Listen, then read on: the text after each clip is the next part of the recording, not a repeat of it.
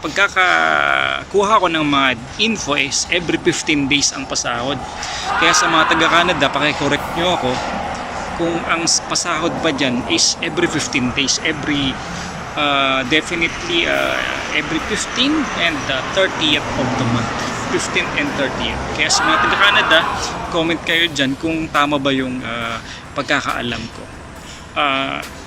Unfortunately, dito sa amin, parang nagtatrabaho kami at sumasahod kami ng every 45 days. OMG! Kung kukumparahin mo, dyan, nakatatlong sahod ka na sa Canada, dito, nakaisang sahod ka pa sa nakaisang sahod ka pa lang dito sa amin.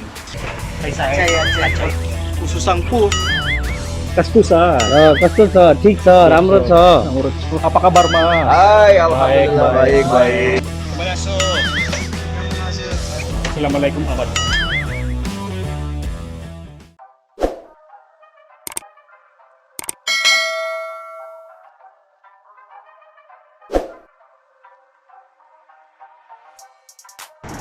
Ayun o, panalo mga kami. Yeah. Dito tayo sa roundabout. Malapit sa tindahan ko. Tindahan ko, dyan o. Yung sa may pula. Yan yung service area. At hanggang ngayon marami pa rin tao. Bumenta din ata kami ng 800 dinar. Sa ngayong araw na tumakamanoy, ang benta ng tindahan namin is 800 dinar. 800 dinar kung ita times natin sa Philippine peso, ang 800 dinar kasi sa 100 dinar 18,000. So times mo siya sa 8, kano ba?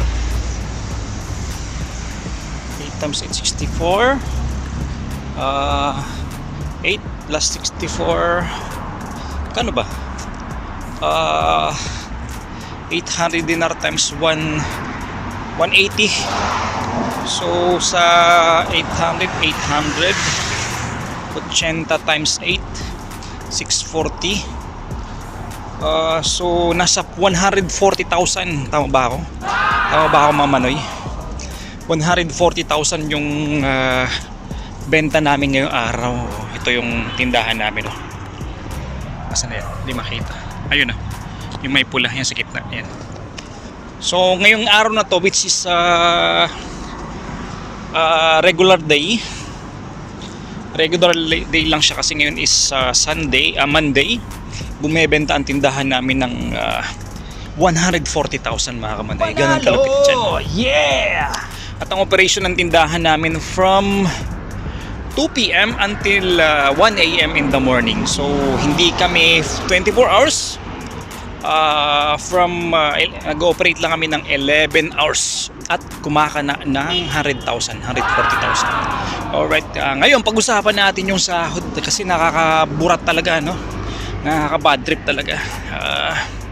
Dito kasi sa Middle East mga kamanoy, may mga company dito na pag minalas ka, mapapadpad ka sa mga kupal na company gaya ng company namin.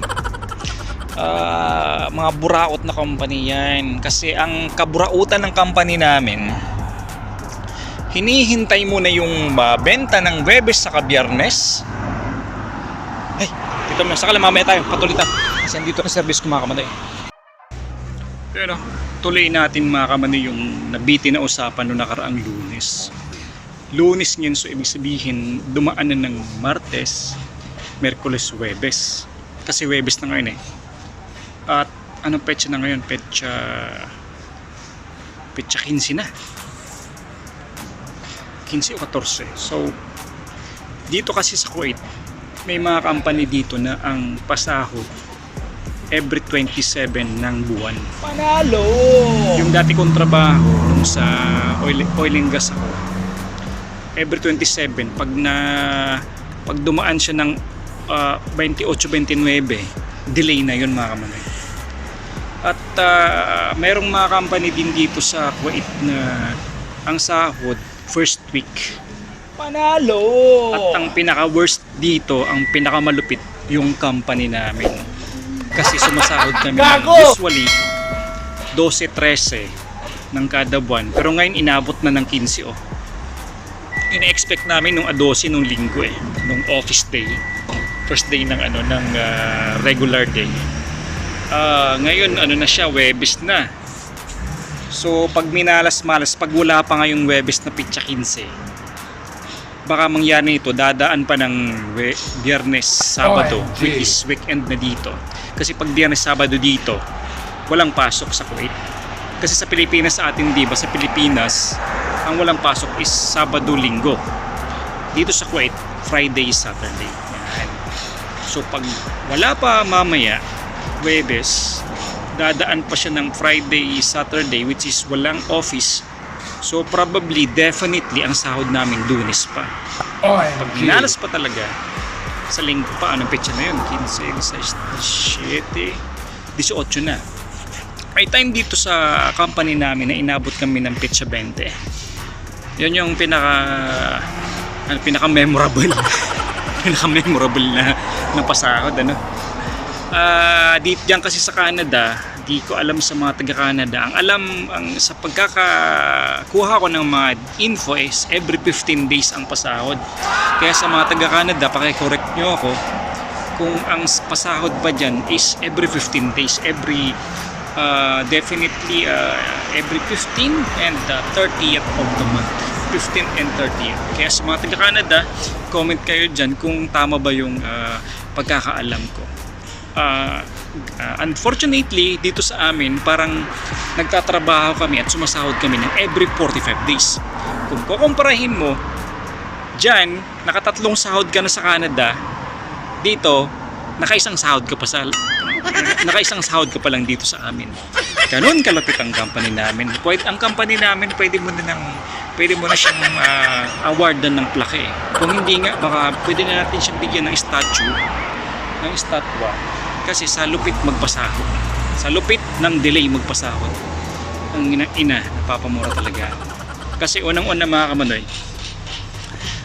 nangyayari kasi dito sa company namin, nagkaroon ng renovation sa tindahan, naapektuhan yung pasahod. Ibig sabihin nun, yan yung mga sign na hindi stable ang company. Kaya hintayin ko lang siguro yung bakasyon ko ng January, loobin at extend lang ng visa, and after that, layas na ako sa luntik pa. Gago!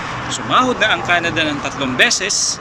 Sa pagkakaalam ko, every 15 days kami, sa sahod pa lang, every 45 days ang pasahod sa amin. Yan lang mga kamanay, kaya sana binawan na tayo mapadpad sa malabik na lugar. Panalo.